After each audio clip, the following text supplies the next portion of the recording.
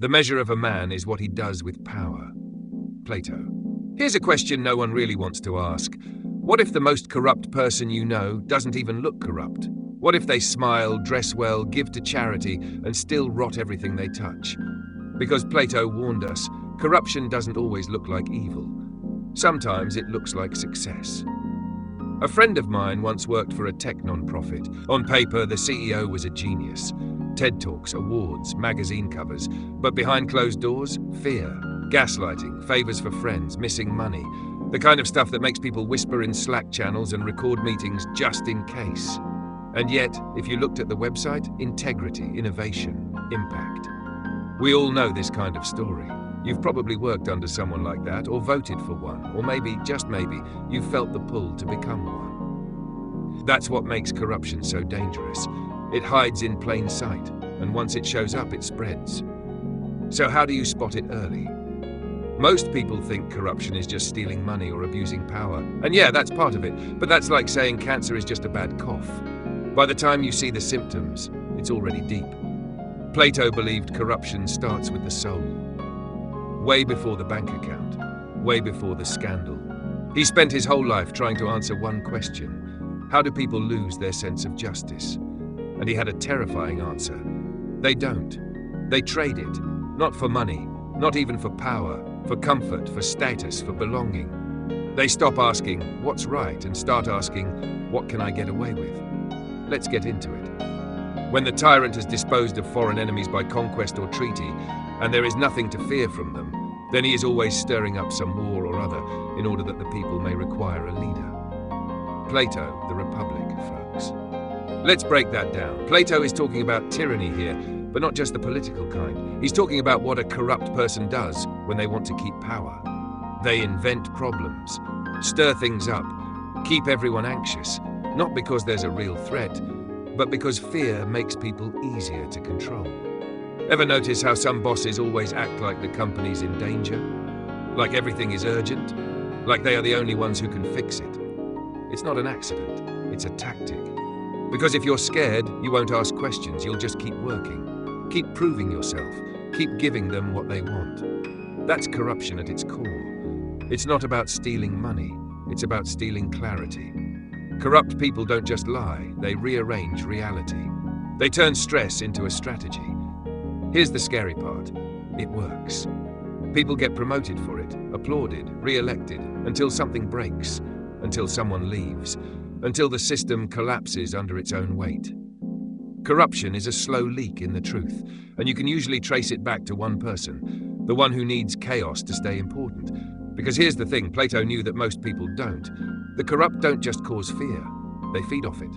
They need people to be off balance, because balance makes people wise. And wise people don't fall for tyrants. The heaviest penalty for declining to rule is to be ruled by someone inferior to yourself.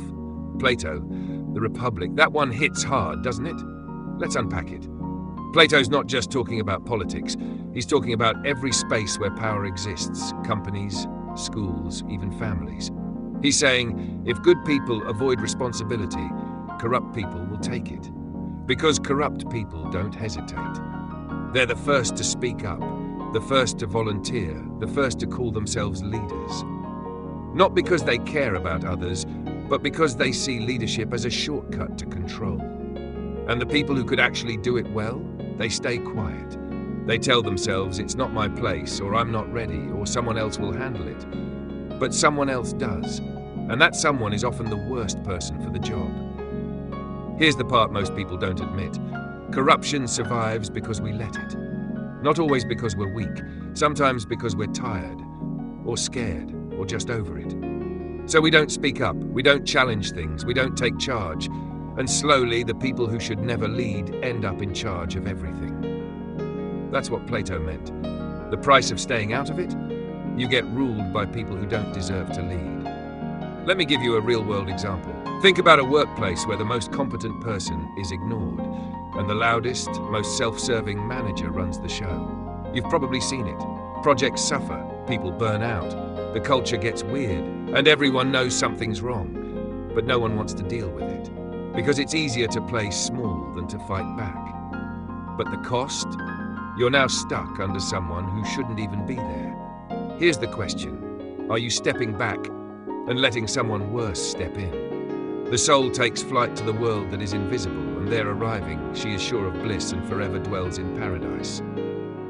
Plato, Phaedrus.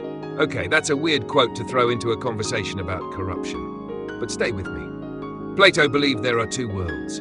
The visible one, full of ego, games, power, image, and the invisible one, truth, justice, character, soul. Corrupt people? They're stuck in the first one. They think only what can be seen matters. Titles, applause, followers, status, wealth. But Plato says the most important things are invisible. Your conscience, your motives, your clarity. That's where corruption starts, when you stop caring about what only you can see. Let me tell you something that might surprise you. Corruption is quiet at first. It doesn't begin with a crime. It begins with a compromise. You tell a half-truth to look good in a meeting. You ignore a red flag because it benefits you. You do something just this once because everyone else is doing it, and nobody notices. But you notice. And that's the moment Plato's talking about. The inner world, the one no one sees, that's where the real damage happens. Because the more you ignore your conscience, the less it speaks up. You might be wondering, what does that even mean in real life? Here's how it shows up. Let's say you're on a team and you see something shady going down. Money moved weirdly, someone getting credit for work they didn't do. You feel it in your gut, but you don't say anything. A week later, it happens again. And this time, you don't even feel it as strongly. That's the process. You're not just watching corruption happen, you're getting used to it. And once that happens, you're part of it. Not because you're a bad person, but because you stop listening to your inner world. Plato would say, your soul is starting to forget how to fly. So here's the punchline. Corruption doesn't begin when you break the law. It begins when you break your own silence. So let's pause here for a second. What have we learned? 1. Corrupt people keep others afraid because fear makes control easy. 2. Corruption fills the vacuum left by good people who stay quiet. 3. It starts inside, when you stop caring about what only you can see.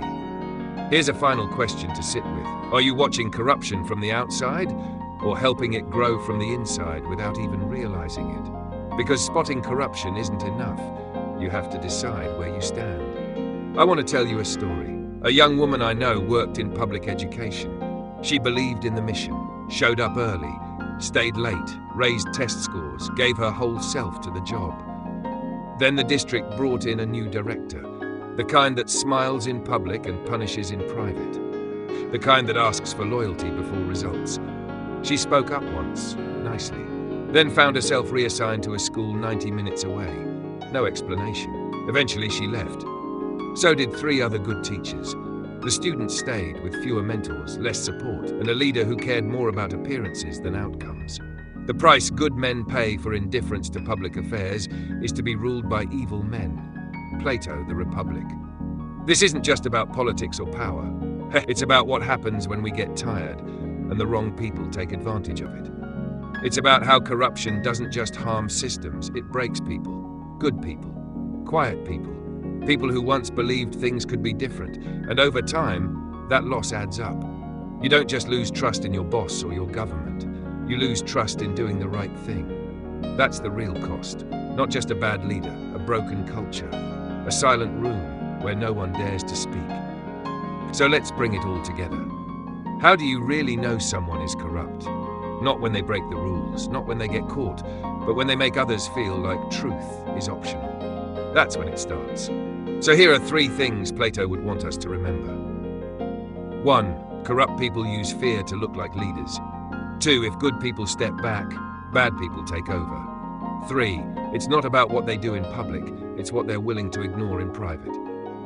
And here's one thing you can do today. Start listening to your gut again. When something feels off, don't shrug it off. Name it. Write it down. Say it to someone you trust. Because the moment you go quiet, that's when corruption wins. We can easily forgive a child who is afraid of the dark. The real tragedy of life is when men are afraid of the light. Plato. Here's the question I'll leave you with. Where in your life have you gotten too used to the dark? Tell me in the comments, because that's the conversation we need more of, not who's corrupt out there, but what it means to stay honest in here. If this hit something real for you, there's more coming. Make sure you're subscribed, tap the bell so you don't miss it. Like if this made you think. And if you've ever seen corruption up close, say something, even anonymously, because silence is where it grows. See you in the next one.